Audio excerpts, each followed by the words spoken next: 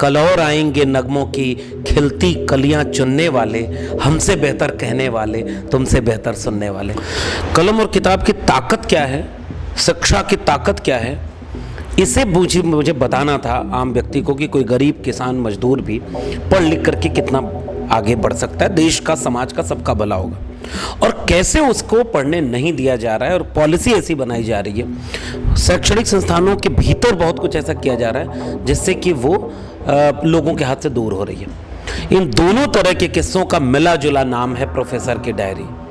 स्याह रात नाम लेती नहीं ढलने का, यही तो वक्त है सूरज तेरे निकलने का। तो नाउमीदी से लाख बेहतर है एक उम्मीद दागदार सही। सभ्यता में जो ताकतवर लोग हैं वो अपनी ताकत को और सहेज देना चाहते हैं कि मुट्ठी भर लोगों के हाथ में ताकत रहे, बाकी सब लोग केवल कीड़े मकोड़े की तरह जीवन जीने के लिए मजबूर रहे। लो 5 किलो अनाज पेट भरते रहो। उसको शिक्षा मांगेगा तो लाठी मारी जाएगी, उसका नौजवान रोजगार मांगेगा। मैं चंद्रपुर हम लोग बैठे हैं, यहाँ से कितने बच्चे दिल्ली विश्वविद्यालय, JNU जामिया जा पाए, कितने MIT यूनिवर्सिटी जा पा रहे हैं, कितने विदेश के विश्वविद्यालयों में जा पा रहे हैं। शिक्षा बर्बाद कर दी, यहाँ इतना गरीबी कर दिया। यहाँ के जो मिनरल्स हैं, यहाँ की जो संपत्ति है, उसे लूटने के लिए कोई अंबानी अडानी को दे दिया। मैं पता चला चंद्रपुर सबसे बड़ा बिजली हब है और यहाँ बिजली सबसे महंगी है और सबसे कम आती है।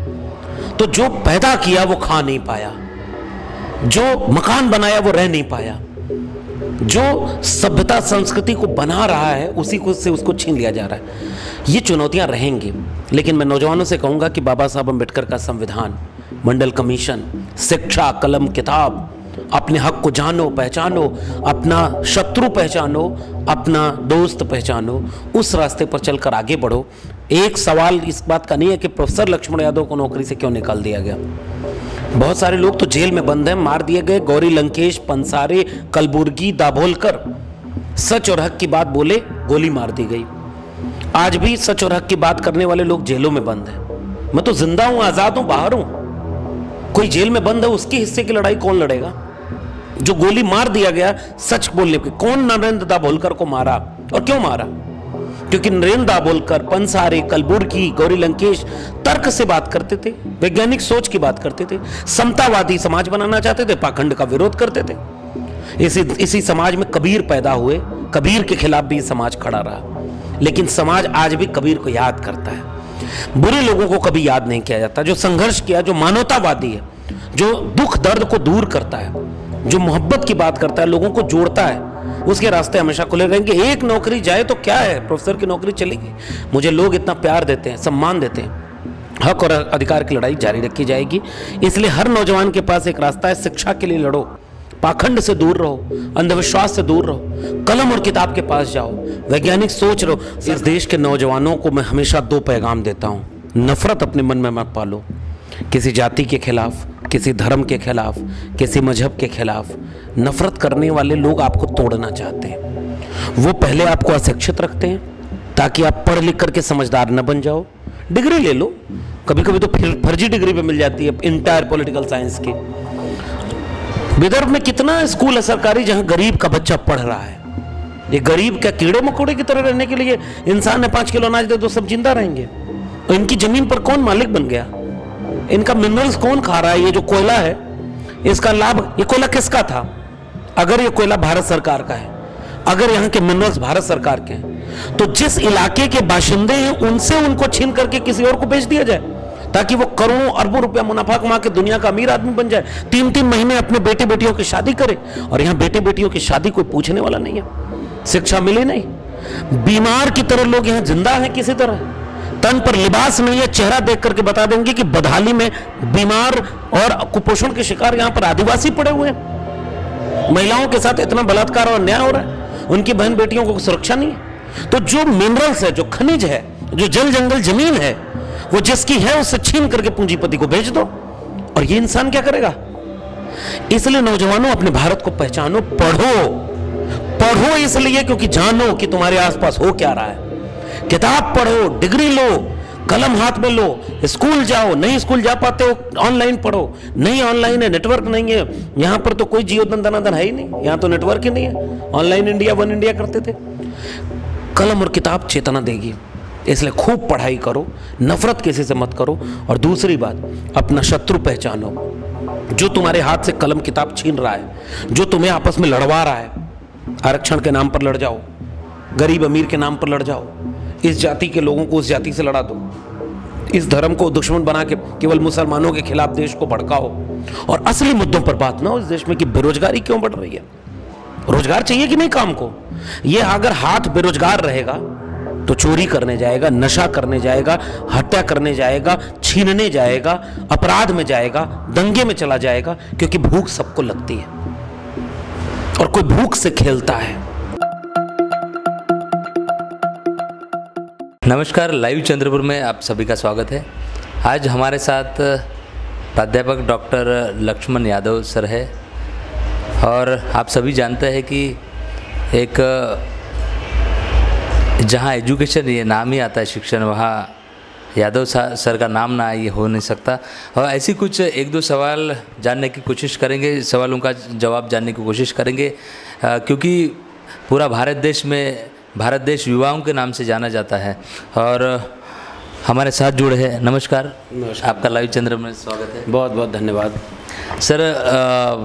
पूरे देश में आपकी लिखी हुई किताब प्रोफेसर की डायरी अमेज़न पे हो या पूरे ग्लोबल में, पूरे वर्ल्ड में काफ़ी नंबर पर, आगे के नंबर पर चल रही है, लोग खरीद रहे हैं, उसको पढ़ रहे हैं।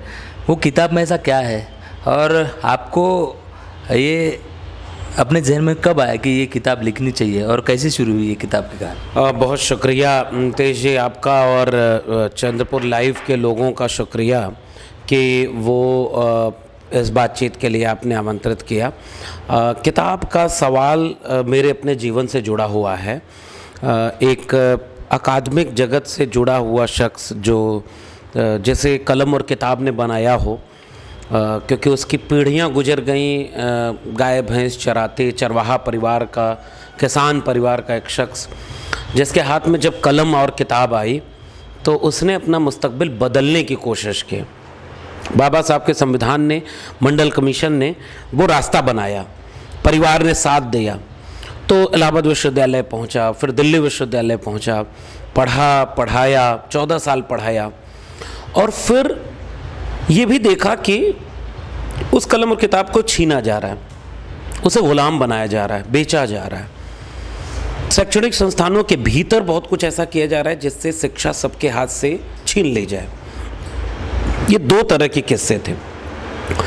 कलम और किताब की ताकत क्या है, शिक्षा की ताकत क्या है, इसे मुझे बताना था आम व्यक्ति को कि कोई गरीब किसान मजदूर भी पढ़ लिख करके कितना आगे बढ़ सकता है, देश का, समाज का, सबका भला होगा, और कैसे उसको पढ़ने नहीं दिया जा रहा है। और पॉलिसी ऐसी बनाई जा रही है, शैक्षणिक संस्थानों के भीतर बहुत कुछ ऐसा किया जा रहा है जिससे कि वो लोगों के हाथ से दूर हो रही है। इन दोनों तरह के किस्सों का मिला जुला नाम है प्रोफेसर की डायरी। और प्रोफेसर की डायरी में इसलिए ये सारे किस्से हैं, इसे लोगों ने पढ़ा, 50,000 कॉपी अब तक बिक गई है हिंदी में, 4 भाषाओं में अनुवाद हो चुका है, ग्लोबली वो रैंक पर थी, अमेज़न की टॉप बेस्ट सेलर रही, दैनिक जागरण ने उसे बेस्ट सेलर का खिताब दिया। ये मुझे लग रहा है कि मेरा इसका श्रेय पाठकों का है, मेरे चाहने वालों का है, जिन्हें ये लगता है कि कलम और किताब पर बात होनी चाहिए, हर हाथ को कलम पहुँचे, शिक्षा पहुँचे, मंदिर मस्जिद के नाम पर लड़ाई ना हो, दंगे का माहौल ना हो, कोई हक किसी का छीने ना, पाखंड अंधविश्वास में पूरे देश को झोंक न दिया जाए, गरीब की गरीबी दूर हो, बीमार कोई है उसे दवाई मिले, भूखे को रोटी मिले, सम्मान मिले सबको। इस सब के लिए खूबसूरत दुनिया बनानी है तो शिक्षा बचाना है, और इसलिए लोग प्रोफेसर की डायरी को पढ़ रहे हैं। मराठी में भी अनुवाद हुआ है, मराठी में भी मधुश्री प्रकाशन ने उसका अनुवाद किया, पंजाबी में अनुवाद हो चुका है, उड़िया में अनुवाद हो रहा है, और उसके बाद फिर अंग्रेजी में अनुवाद हो चुका है। तो वो कहानी है जिसको सबको पढ़नी चाहिए। सर बिल्कुल, हम ये जानना चाहते हैं कि एक लक्ष्मण, फिर उसके बाद प्रोफेसर डॉक्टर लक्ष्मण यादव, और उत्तर प्रदेश से लेके आपका दिल्ली तक का जो सफ़र रहा है, तो जहाँ तक कि ये पूरी दुनिया आपको जानती है डॉक्टर प्रोफेसर लक्ष्मण यादव के नाम से, वो कैसा रहा जो पल जब आप लक्ष्मण थे, क्या कहेंगे? पहले मेरे बचपन का नाम कुछ और है, तो मैं अपने परिवार वालों की नज़र में, अपने गाँव की नज़र में वो एक सामान्य सा बच्चा था। जो वैसा ही है जैसा बाकी बच्चे होते हैं। परिवार ने ये समझा, मेरे बड़े पिताजी और मेरे पिता Karl Marx, Lenin, Bhagat Singh और डॉक्टर अंबेडकर, समता, न्याय, हक और अधिकार, इसके लिए लड़ना, सर्वहारा की लड़ाई, ये बचपन से तालीम मुझे मेरे पिता से मिले। और मेरे बड़े पिता से एक भारतीयता की जो संस्कृति है, जिसके नायक कबीर हैं, जिसके नायक रविदास हैं, जिसके नायक संत हैं, संत आंदोलन है, और इस देश की बुनियाद में मोहब्बत है, बराबरी है, उसकी तालीम, संत मत की तालीम मुझे अपने बड़े पिता से मिले। मेरी माँ से मेहनत, संघर्ष करने का जज्बा मिला।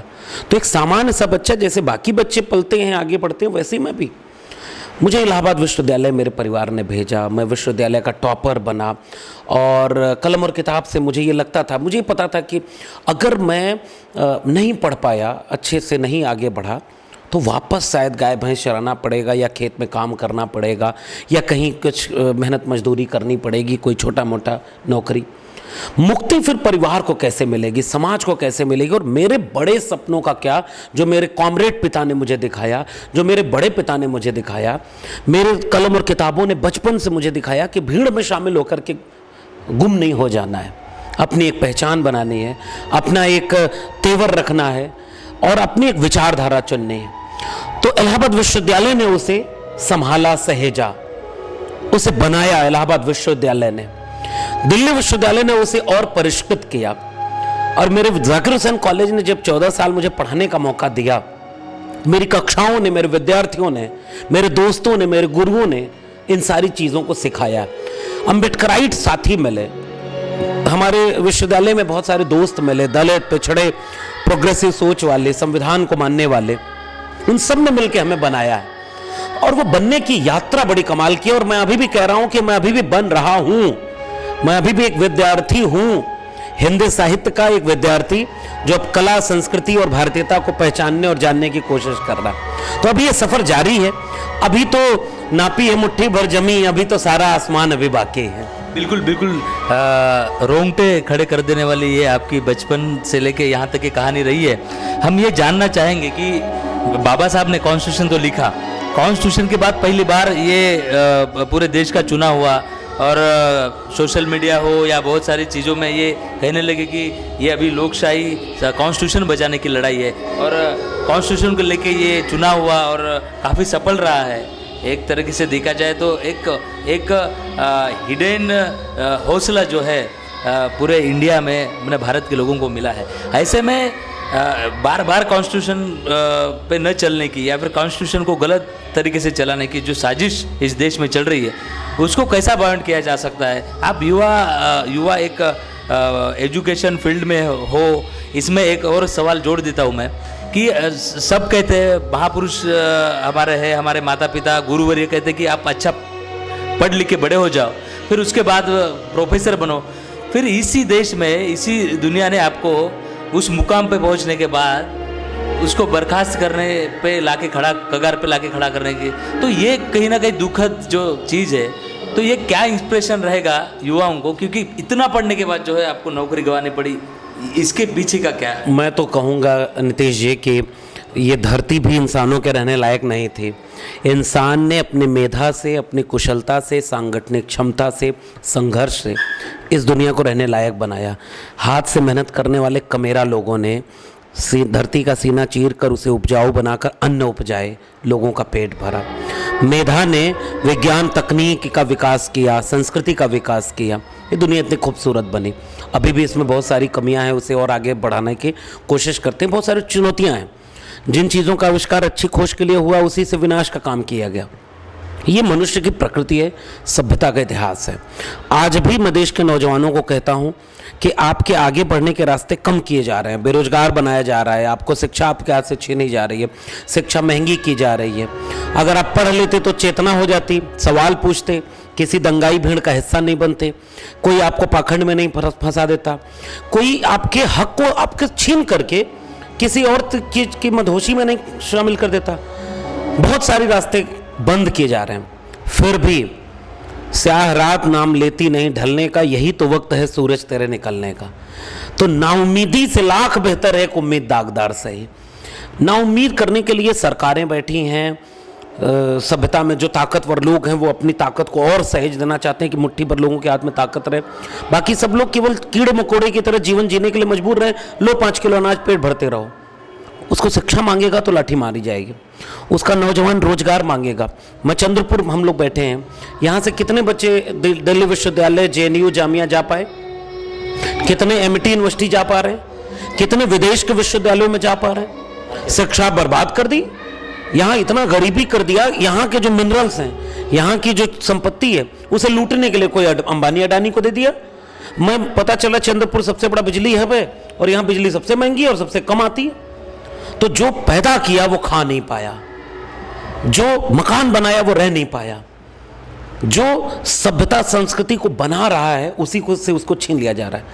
ये चुनौतियां रहेंगी, लेकिन मैं नौजवानों से कहूँगा कि बाबा साहब अम्बेडकर का संविधान, मंडल कमीशन, शिक्षा, कलम, किताब, अपने हक को जानो पहचानो, अपना शत्रु पहचानो, अपना दोस्त पहचानो, उस रास्ते पर चलकर आगे बढ़ो।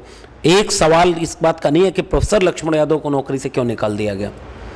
बहुत सारे लोग तो जेल में बंद हैं, मार दिए गए। गौरी लंकेश, पंसारे, कलबुर्गी, दाभोलकर सच और हक की बात बोले, गोली मार दी गई। आज भी सच और हक की बात करने वाले लोग जेलों में बंद हैं। मैं तो जिंदा हूं, आजाद हूं, बाहर हूं। कोई जेल में बंद है, उसके हिस्से की लड़ाई कौन लड़ेगा? जो गोली मार दिया गया सच बोलने पे, कौन नरेंद्र दाभोलकर को मारा और क्यों मारा? क्योंकि नरेंद्र दाभोलकर, पंसारे, कलबुर्गी, गौरी लंकेश तर्क से बात करते थे, वैज्ञानिक सोच की बात करते थे, समतावादी समाज बनाना चाहते थे, पाखंड का विरोध करते थे। इसी समाज में कबीर पैदा हुए, कबीर के खिलाफ भी समाज खड़ा रहा। लेकिन समाज आज भी कबीर को याद करता है, बुरे लोगों को कभी याद नहीं किया जाता। जो संघर्ष किया, जो मानवतावादी है, जो दुख दर्द को दूर करता है, जो मोहब्बत की बात करता है, लोगों को जोड़ता है, उसके रास्ते हमेशा खुले रहेंगे। एक नौकरी जाए तो क्या है, प्रोफेसर की नौकरी चलेगी। मुझे लोग इतना प्यार देते हैं, सम्मान देते हैं, हक और अधिकार की लड़ाई जारी रखी जाएगी। इसलिए हर नौजवान के पास एक रास्ता है, शिक्षा के लिए लड़ो, पाखंड से दूर रहो, अंधविश्वास से दूर रहो, कलम और किताब के पास जाओ, वैज्ञानिक सोच रहो। सरकारों से पूछो कि तुमने सवाल क्यों नहीं हमारे जवाब दिए, कि जो वादा करके आते हो उससे झूठ क्यों बोलते हो? 15 लाख रुपया क्यों नहीं तुमने दिया? 2 करोड़ रोजगार हर साल क्यों नहीं तुमने दिया? तुम कह रहे थे भ्रष्टाचार दूर करोगे, इलेक्टोरल बॉन्ड पर तुमने चोरी कर ली पैसे की। तुमने कहा था देश नहीं बिकने देंगे, तुमने पूरा देश अंबानी अडानी के हाथों बेच दिया। तुम कह रहे हो कि जो है आज अच्छा दिन ले आएंगे, तुम रोज हिंदू मुसलमान के नाम पर लड़ाने का काम करते हो। क्यों ऐसा कर रहे हो? तुम लेटरल एंट्री के नाम पर आरक्षण खत्म कर रहे हो। सर क्यों संविधान बदलना है? जो संविधान सबको जोड़े, सबको बराबर का हक दे, सम्मान और अधिकार दे, जिस संविधान से कोई लड़ सकता है, कोई हक के अधिकार की मांग कर सकता है, तुम तानाशाही इस देश में लाना चाहते हो। इसके खिलाफ तब कोई जब जनता जागरूक होगी, जब पढ़ेगी, विचारवान होगी, प्रज्ञावान होगी, विवेक चेतना संपन्न होगी। बाबा साहब अम्बेडकर का संविधान आर्टिकल 15(1)(a) वो कहता है लॉजिकल बनो, और आप कह रहे हो गोबर में विज्ञान है, गोबर रोटी पर रख के खाओ। ये देश हमें नहीं चाहिए जिसमें गोबर खाओ, वो देश चाहिए जिसमें हलवा खाओ। ये हम चाहते हैं। और आप गरीब आदमी को पेट, ये जहां हम खड़े हैं चंद्रपुर में, यहाँ कपास पैदा होती है, सोयाबीन पैदा होती है, विदर्भ का इलाका है, और किसानों ने आंदोलन किया, आत्महत्या करके चले गए। कोई पूछने वाला नहीं किसानों के दर्द को। कहा था किसानों की आय दुगनी कर देंगे, कहाँ है किसानों की आय दुगनी? और किसान को किसान से लड़ा दो, कुंबी को मराठा से लड़ा दो, ओबीसी को ओबीसी से लड़ा दो, दलित को बांट दो, आदिवासी को जमीन हड़प लो, आदिवासी को आदिवासी रहने मत दो, उसकी जल जंगल जमीन पूंजीपति के हाथों बेच दो और उससे को मजदूर हो जाओ। इतना बड़ा संघर्ष इस देश में चल रहा है।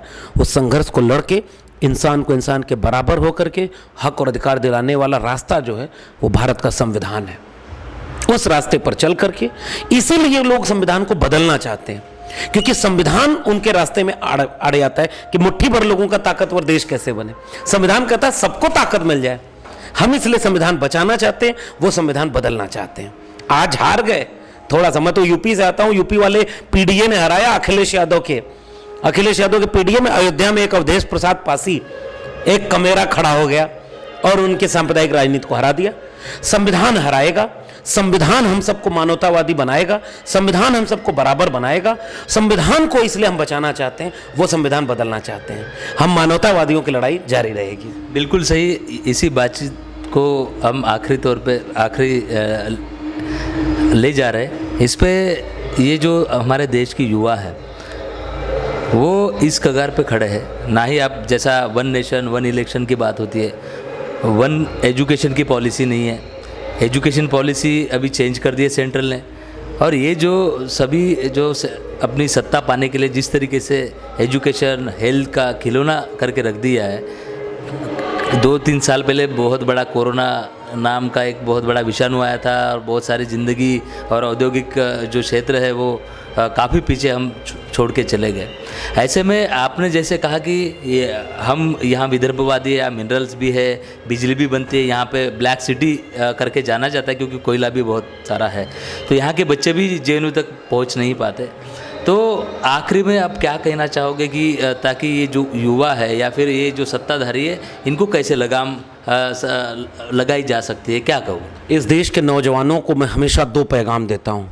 नफ़रत अपने मन में मत पालो, किसी जाति के खिलाफ, किसी धर्म के खिलाफ, किसी मजहब के खिलाफ। नफ़रत करने वाले लोग आपको तोड़ना चाहते हैं। वो पहले आपको अशिक्षित रखते हैं ताकि आप पढ़ लिख करके समझदार न बन जाओ। डिग्री ले लो, कभी कभी तो फर्जी डिग्री पे मिल जाती है इंटायर पॉलिटिकल साइंस की। विदर्भ में कितना स्कूल है सरकारी जहां गरीब का बच्चा पढ़ रहा है। ये गरीब क्या कीड़े मकोड़े की तरह रहने के लिए इंसान ने 5 किलो अनाज दे दो सब जिंदा रहेंगे? और इनकी जमीन पर कौन मालिक बन गया? इनका मिनरल्स कौन खा रहा है? ये जो कोयला है इसका लाभ, ये कोयला किसका था? अगर ये कोयला भारत सरकार का है, अगर यहाँ के मिनरल्स भारत सरकार के हैं, तो जिस इलाके के बाशिंदे हैं उनसे उनको छीन करके किसी और को बेच दिया जाए ताकि वो करोड़ों अरबों रुपया मुनाफा कमा के दुनिया का अमीर आदमी बन जाए। 3-3 महीने अपने बेटे बेटियों की शादी करे, और यहाँ बेटे बेटियों की शादी कोई पूछने वाला नहीं है। शिक्षा मिली नहीं, बीमार की तरह लोग यहाँ जिंदा हैं किसी तरह। तन पर लिबास नहीं है, चेहरा देख करके बता देंगे कि बदहाली में बीमार और कुपोषण के शिकार यहाँ पर आदिवासी पड़े हुए हैं। महिलाओं के साथ इतना बलात्कार और अन्याय हो रहा है, उनकी बहन बेटियों को सुरक्षा नहीं है। तो जो मिनरल्स है, जो खनिज है, जो जल जंगल जमीन है, वो जिसकी है उससे छीन करके पूंजीपति को भेज दो। और ये इंसान क्या करेगा? इसलिए नौजवानों अपने भारत को पहचानो, पढ़ो। पढ़ो इसलिए क्योंकि जानो कि तुम्हारे आसपास हो क्या रहा है। किताब पढ़ो, डिग्री लो, कलम हाथ में लो, स्कूल जाओ, नहीं स्कूल जा पाते हो ऑनलाइन पढ़ो। नहीं ऑनलाइन है, नेटवर्क नहीं है, यहां पर तो कोई जियो दंदनादन है ही नहीं, यहां तो नेटवर्क ही नहीं है। ऑनलाइन इंडिया वन इंडिया करते थे। कलम और किताब चेतना देगी, इसलिए खूब पढ़ाई करो, नफरत किसी से मत करो। और दूसरी बात, अपना शत्रु पहचानो। जो तुम्हारे हाथ से कलम किताब छीन रहा है, जो तुम्हें आपस में लड़वा रहा है, आरक्षण के नाम पर लड़ जाओ, गरीब अमीर के नाम पर लड़ जाओ, इस जाति के लोगों को उस जाति से लड़ा दो, इस धर्म को दुश्मन बना के केवल मुसलमानों के खिलाफ देश को भड़काओ, और असली मुद्दों पर बात ना हो इस देश में कि बेरोजगारी क्यों बढ़ रही है। रोजगार चाहिए कि नहीं काम को?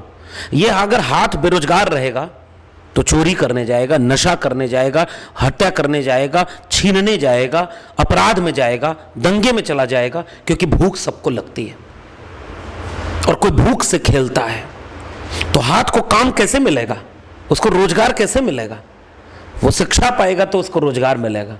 तो शिक्षा ही मत दो। उनके बेटे अमित शाह का बेटा जय शाह बीसीसीआई का चेयरमैन, आईसीसी का चेयरमैन बन गया, करोड़ों अरबों रुपए खेल रहे हैं। सारे नेताओं के बच्चे देश के अच्छे विश्वविद्यालयों में पढ़कर विदेश में पढ़ने जा रहे हैं। और आपके चंद्रपुर में, राजौरा में और गोदपीपर में आगे कहते हैं कि धर्म खतरे में, धर्म बचाना है, लो तुम ये हवन करो, वो पूजा करो, ये करो, वो करो। देवता दिल में है, जिसको मानना है भगवान को दिल में मानेगा। तुम्हारा काम सरकार चलाना है, शिक्षा देना, रोजगार देना, दवाई, पढ़ाई, कमाई, सिंचाई पर बात करो। इसलिए नौजवानों, भगवान को मानना है, दिल में मानना।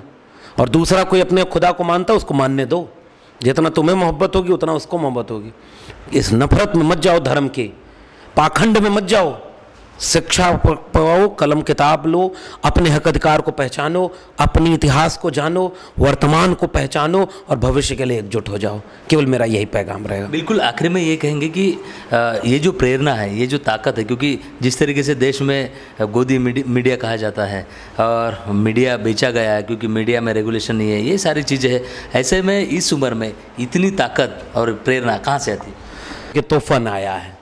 हमारे पुरखे महात्मा बुद्ध से लेकर के कबीर, रैदास, पलटू दादू, भीखा, बुल्ले शाह, बाबा फरीद, गुरु नानक, चोखा मेला, पेरियार रामास्वामी नायकर, नारायण गुरु बसवन्ना, अय्यंकाली, ज्योतिबा फुले, छत्रपति शाहू जी महाराज, शिवाजी महाराज, डॉक्टर राम मनोहर लोहिया, डॉक्टर भीमराव अंबेडकर, भगत सिंह, फूलन देवी, मनोहर कांशीराम, इतना जिसके पुरखे हों कमाल के, उसके लिए हिम्मत की क्या कमी है।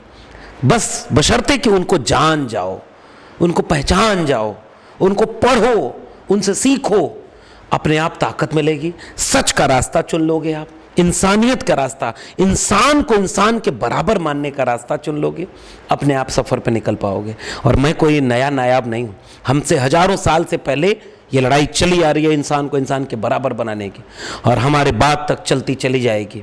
हम तो पड़ाव हैं, एक लक्ष्मण यादव को पूरा देश जानता है, ये बड़ी उपलब्धि नहीं है, लेकिन अगर मैं उस कारवां को इतना भी आगे बढ़ा पाया तो मैं समझूंगा कि मेरा बोलना, लिखना, पढ़ना और मेरा होना सार्थक है, और ये लड़ाई आगे तक चलती चली जाएगी। कल और आएंगे नगमों की खिलती कलियां चुनने वाले, हमसे बेहतर कहने वाले, तुमसे बेहतर सुनने वाले। शुक्रिया।